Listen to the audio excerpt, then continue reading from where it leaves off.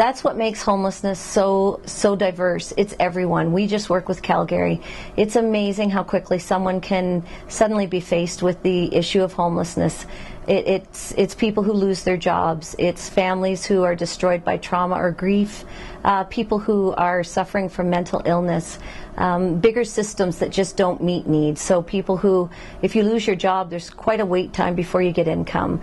If there's mental illness, if you're not severe enough and don't qualify for the right support, you can fall into these various gaps that are created, and the bigger systems just don't pick people up. So homelessness is about as diverse as every single person in this city.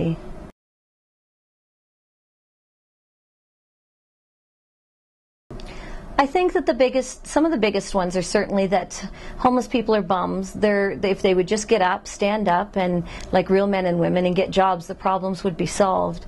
Only once you really get to work with someone and hear a story and understand a life of loss and trauma, that you really start to understand how someone becomes homeless. Alberta is the domestic violence capital of Canada. That means that we have women and children falling into homelessness all the time simply to be safe.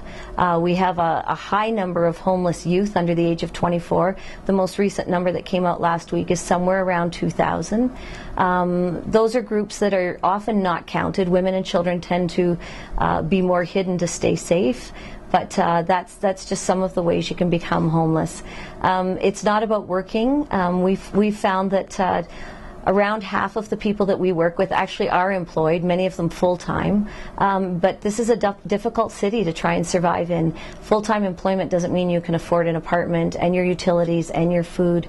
So homelessness can still happen while you're working full-time.